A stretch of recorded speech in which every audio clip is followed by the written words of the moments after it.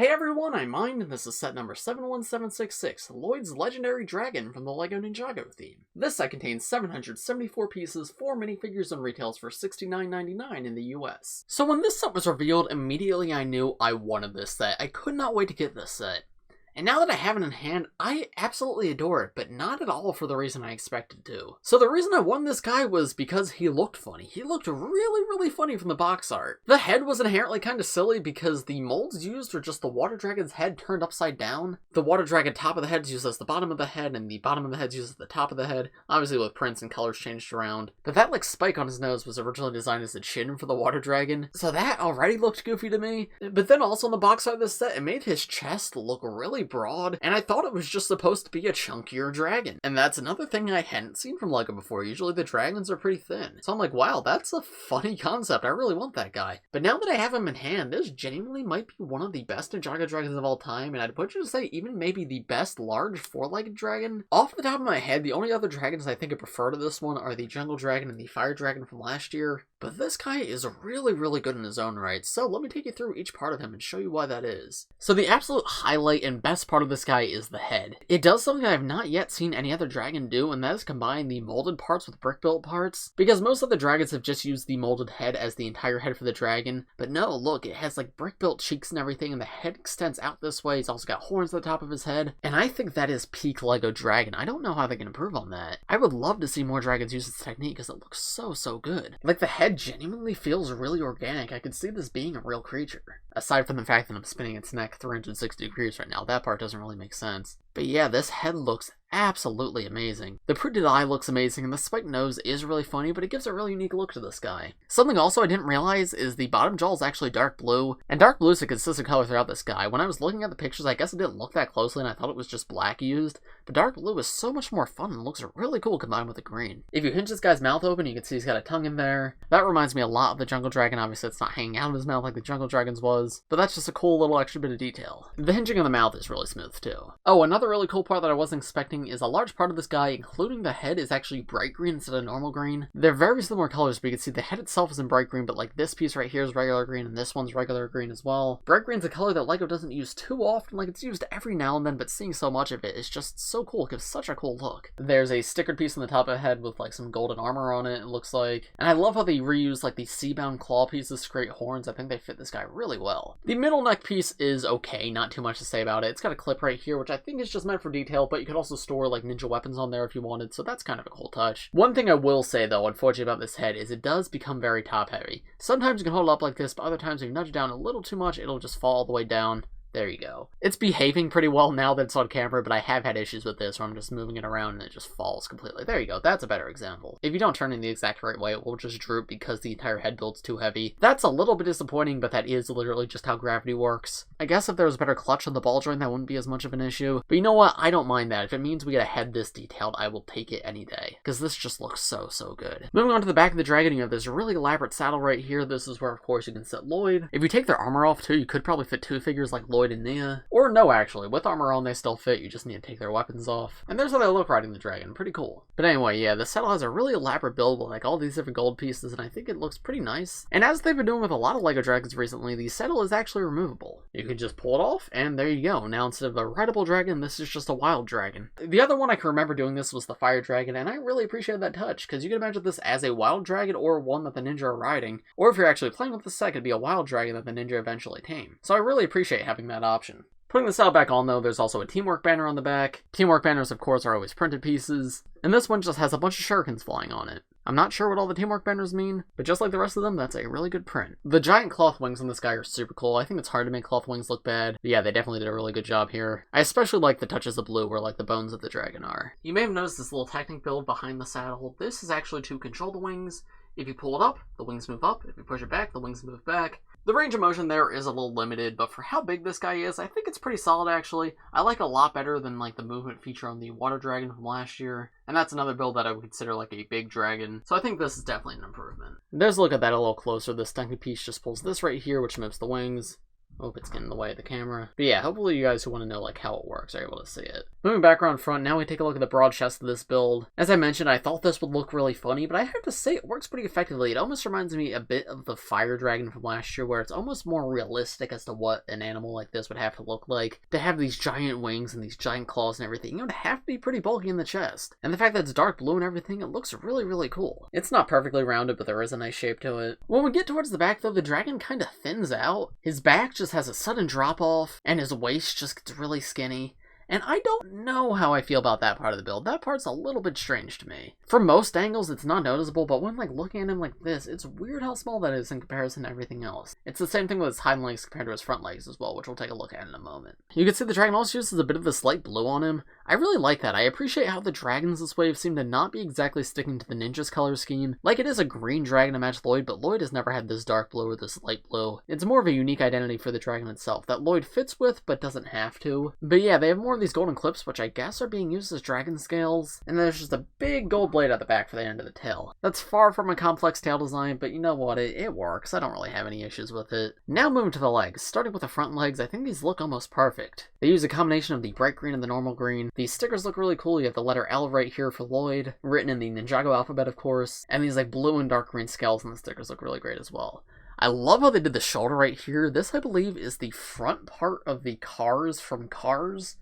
Back when Lego Cars was a theme, they made this piece to like print the eyes of the cars onto, and they're reusing it now for like a shoulder blade piece for a dragon, and it is really, really nice. Like, that piece works so well for that purpose. So it's always so cool to see such a specialized piece be used in such a perfect way, so different from, like, the original intent of the part. And, like, where the car's wheel would have originally gone, you have this green disc, Nexonite shields to transition down. And then as we get into the legs and feet, it doesn't look as good, but it's still alright. Becomes a lot more dark blue down here, you have some black as well. And the way the claws at the very end are done are really cool, too. I like how one's flat and two are on their sides. Creates some nice variation. And then, as I mentioned, the hind legs are strangely thin, and I don't know why. I get hind legs are going to be thinner than the front legs, but this seems almost a little too thin to me. The color scheme and like texturing does sort of make up for that a little bit because they do still look really good, but I wish they were a bit bigger. I also feel like the transition from the leg into the foot here is pretty bad. How like the leg goes out this way and the foot just sort of juts out down. I wish it looked a little bit smoother. Both legs are, of course, identical on the other side. And let me show you the range of motion a little bit. So the back legs are rigid Technic joints, so you can move them up, move them down, and do a 360-degree spin with them. The front legs are on the newer, like, double rigid Technic joints introduced this year. So thanks to them, you can move the legs out, as well as spin them forward and back. And there's some pretty decent flying poses you can get this guy into. It actually feels very natural. One of the best looking flying dragons I've ever seen in this scale. And because all the joints in this guy are fairly sturdy, you can get some decent walking poses on him. Not as much as you could get on, say, like the Jungle Dragon, because that one is a lot smaller. But for this scale, I'm very impressed by it. That's about all I have to say on Lloyd's Legendary Dragon, though. So now let me move on to the side builds, the minifigures, then my overall thoughts. Not sure why I said side builds, it should have said side build, because there's only one, this little turret. And it's fine, it's just a spring-load shooter. You push down right here and it shoots out. It's got this teal, orange, and gray color scheme to match with the snakes. Nice that they give them something, but for a set this big, yeah, this isn't very much. Would have been cool if they had a more substantial vehicle, but I would gladly take this over nothing. But now here are the first two minifigures in the set. We have Core Lloyd and Core Nia. Core Lloyd is one I'm very mixed on. I don't know how to feel about this guy. On the one hand, I absolutely love the lime green on the hood and on the one arm.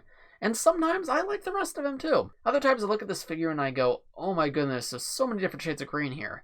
You have dark green, you have lime green, you have normal green, you have olive green, you have bright green. It's just so much going on. So I definitely feel like this guy is a little bit aimless. He definitely could have been a little more concise. I think the biggest thing is the dark green was unnecessary, especially like on the actual arm. He would have looked better without that, and I wish they leaned more into the lime green aspect. I do as a whole like this figure though. It is very unique and I appreciate that. Very different from other Lloyd suits we've gotten. And the olive green does look nice. With everything else, it's a bit much, but it is a cool color. I like the dragon scales on the torso. He's also got the letter L written in the Ninjago language on his upper leg. That L, of course, stands for Lloyd, because that is his name. Yeah, not much to say in this guy. I've talked about him in other reviews before, so go check them out if you want more in-depth thoughts, I guess. But I do like him overall. And then Nia is another one that I have mixed feelings on. While Lloyd, I think, suffers from trying to be too unique, I think Nia suffers from not trying to be unique enough. Because she's the only ninja this wave to really, like, reuse a color scheme. I guess Cole kind of does too.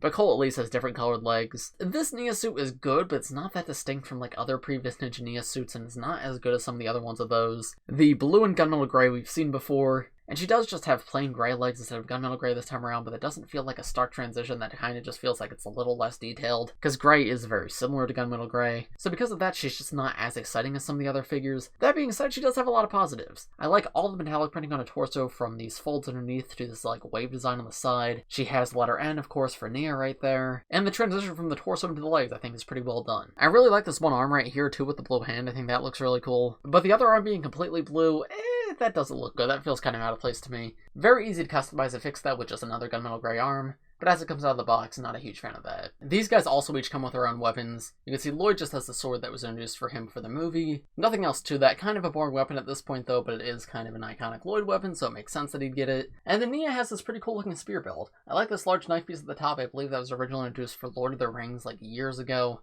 But it's cool to see it in Ninjago, and I think it's a unique build, which I always appreciate. And then all the ninja this wave come with katanas that match one of their colors.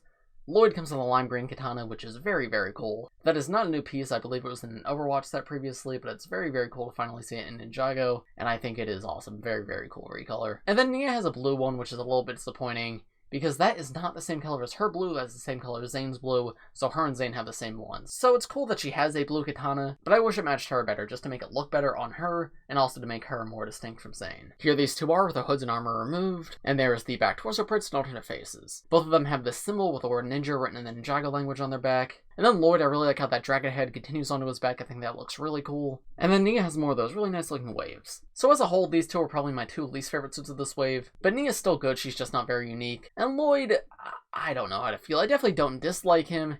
He just has a lot going on. And then here are the other two minifigures in this set. We have a Mango Whipper and a Demo Whipper, also known as a Viper Flyer and Python Dynamite. The Mango Whipper I've talked about in many reviews before, but in short, I like the overall like very coppery look of him with like the teal on top of the orange. The reused Pyro Whipper head looks really, really good. It gives him a really funny look, and the gunmetal gray beneath the orange is a really fun color combination. He also has a back attachment you can see of this like little flyer. It's just made using one of the Outrider back attachments from Lego Marvel, with these 4 spikes coming out. Each of them can be moved independently, and of course you can put them all back, move them all out, so that way I guess you can have them fly through the air to actually attack the dragon. The Demo Whipper is really cute. He's just a Geo Whipper with short legs, but the Geo Whipper head is fantastic. The orange beneath the gunmetal gray is amazing. It just looks so vibrant under there. It genuinely looks really cool, and I think it's so funny how like the Pyro Whipper head is like the same size as the torso plus the short legs. One slight disappointment I have is the short legs are just black instead of gunmetal gray. Definitely would have looked cooler if they were gunmetal gray to match with the rest of this guy, but it's not a huge deal. It's a very subtle difference. His torso, though, is pretty much the inverse of the Mango Whipper. With orange skin, it looks like he has a little more armor. And you can see around the back, they both have, like, the skull design of their torsos. In terms of other accessories, Mango Whipper just comes with the silver katana, nothing special there. But Demo Whipper comes with 2 sticks of dynamite, hence why it's called Demo Whipper, short for demolition. Yeah, I'm a pretty big fan of both of these two. I absolutely love all the different whippers. They come in every single set this wave, so it's very easy to get them. But this is only one of 2 sets the Demo Whipper comes in, and it's always nice to get another Mango Whipper. So, what are my overall thoughts on this set? This is probably the best big Ninjago dragon, and by big Ninjago dragon, I think I'm comparing this to Griefbringer, the Water Dragon, and Firstborn. As a whole, I think smaller dragons tend to be better than bigger dragons, specifically like the Jungle Dragon and the Fire Dragon are really, really good, and definitely better than this one. But as far as like a large-scale, large-budget dragon goes, this is pretty fantastic. He is flawed. I don't love the back of him. The legs are weird, and the back's a little bit weird. But the highlights of this guy are for sure the head, the chest, the broad shoulders, and the overall color scheme. Color scheme super unique. The green with the dark blue is so cool. The head, I think, is the best Ninjago dragon head yet. I love how it combines molded and brick built. And then just the way the chest and the shoulders are designed feels very, very organic, similar to the Fire Dragon. I do think the minifigure selection of this set is definitely lacking. Only 4 minifigures for $70 is pretty weak, especially considering nothing is like exclusive to this set and nothing is like the cheapest way to get it is in this set. Lloyd comes in 2 cheaper sets, Nia comes in a cheaper set, so I really wish they included another ninja here. Maybe Cole, because Cole comes in 2 sets, so it would have been a nice way to throw him into yet another. And it would have made this set more desirable because that would have been the cheapest way to get him. So overall, yes, I would recommend this one. It is pricey and big, and there is flaws to it, so you definitely don't need it.